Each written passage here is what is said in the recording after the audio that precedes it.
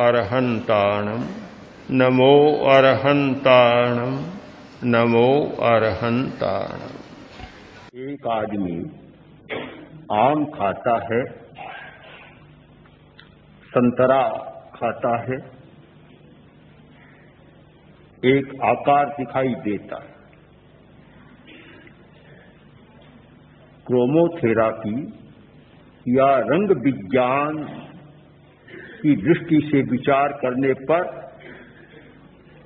निष्कर्ष यह होगा कि वह कोई ठोस नहीं, रंग का ही एक सघन रूप आम है और रंग का ही एक सघन रूप संतरा, रंग ही है।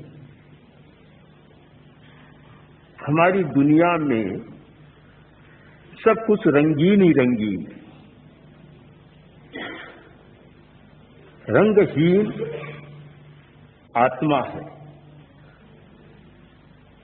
या और कुछ तत्व हो सकते हैं, किंतु सारा दृश्य जगत,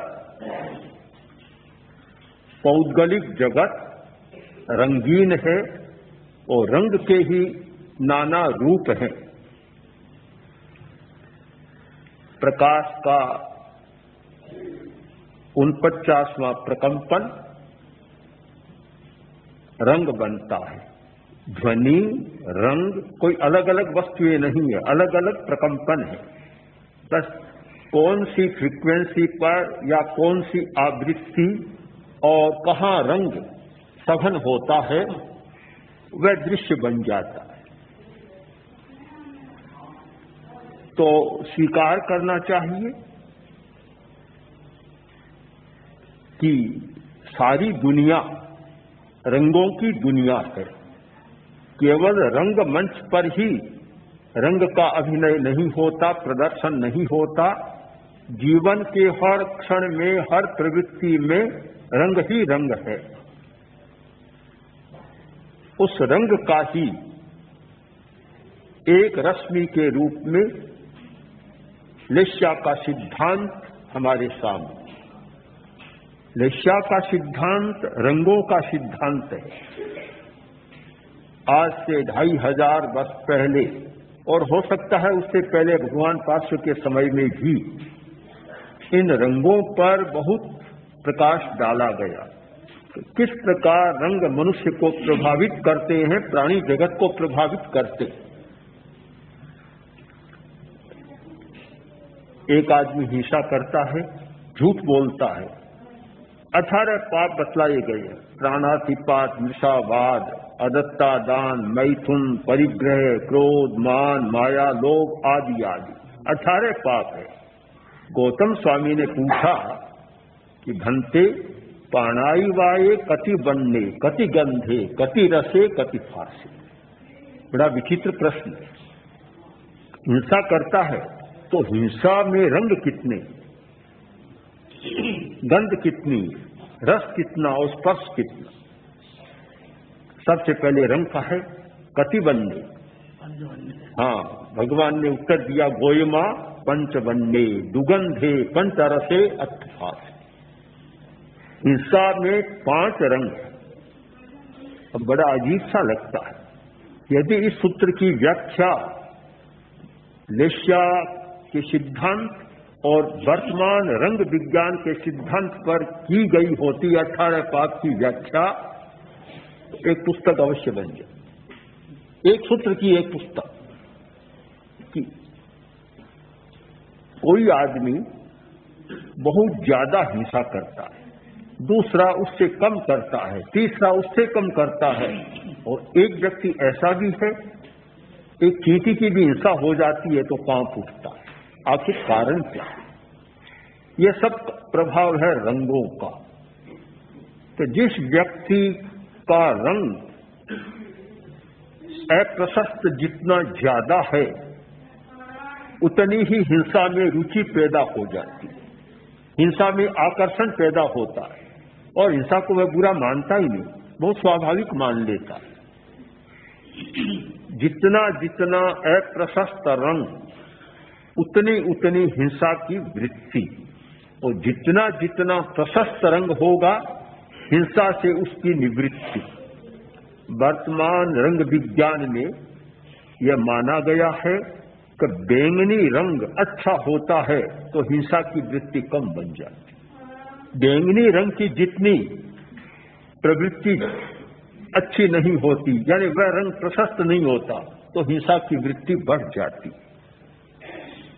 झूठ बोलने के साथ भी रंगों का संबंध, चोरी के साथ भी रंगों का संबंध, ब्रह्मचर्य के साथ और परिग्रह संग्रह की वृत्ति के साथ रंगों का संबंध। एक आदमी बहुत क्रोध करता है, बड़ा चिड़चिड़ा है, खोजना होगा रंगों में कि रंग के कारण ऐसा होता है।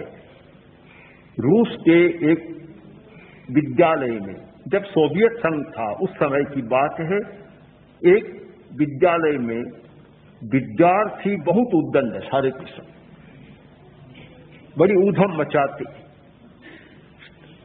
वैज्ञानिक देश है, खोज की गई क्या कारण है, इस विद्यालय के सारे विद्यार्थी ऊधम मचाते हैं, उद्दंड है। बहुतों को बुलाया, समाधान नहीं मिला। आखिर रंग वैज्ञानिक को बुलाया, मनोवैज्ञानिक को बुलाया। उसने सारा देखा, देखकर कहा यह तो स्वाभाविक है, तुम्हारी खिड़कियां सारी लाल, पर्दे सारे लाल, गहरे लाल, सब कुछ लाल ही लाल है। लाल तो होगा ही। हाँ हाँ, लाल लाल तो था ही ना, लाल वाहिनी सारा लाल का ही तो था कि सारे लाल ही लाल है। तो जहां सारा इतना गहरा लाल रंग है वहां सक्रियता अधिक होगी, उद्दंडता स्वाभाविक आ जाएगी। उसने सुझाव दिया कि इन सब पर्दों को हटाया जाए, खिड़कियों का रंग बदला जाए और इस स्थान पर नीला रंग, ब्लू कलर, नीला रंग कर दिया जाए। परिवर्तन किया, नीला रंग किया, सब विद्यार्थी शांत। नीला रंग तो संतों का होता है। हाँ, शामक होता है। हाँ, संत का, साधक का नीला रंग शांत, सब कुछ शांत, एकदम परिवर्तन हो गया।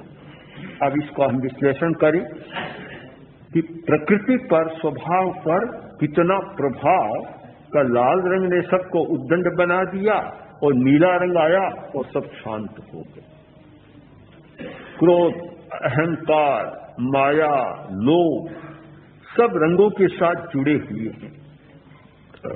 इसलिए कोई भी व्यक्ति रोग और आरोग्य, बीमारी और स्वास्थ्य पर विचार करे और रंगों पर विचार न करे, लेस्या पर विचार न करे, तो शायद पूरा स्वस्थ नहीं हो सकता। स्वास्थ्य के लिए बहुत जरूरी है रंगों पर विचार करना कि कौन सा रंग प्रभावित कर रहा है।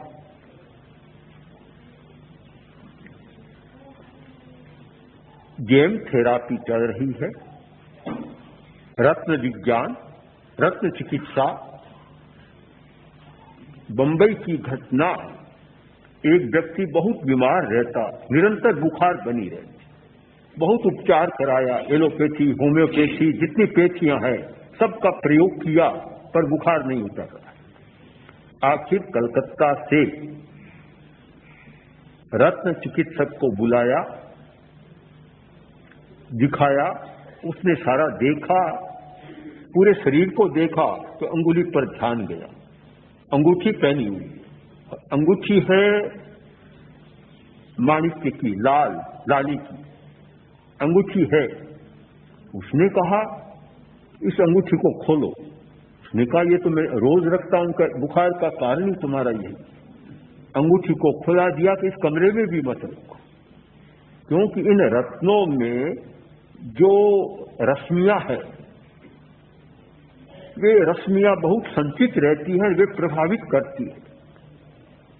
कॉस्मिक रेज, जो कॉस्मिक रेज है वह बहुत संचय होता है, बहुत प्रभावित करते हैं। अंगूठी को वहां से खुलाकर और किसी बाहरी स्थान पर रख दिया गया, शाम तक बुखार है ही नहीं। वर्षों से बुखार नहीं मिटी, शाम तक साफ हो गई। बीमारी और आरोग्य दोनों के साथ रंगों का बहुत गहरा Araham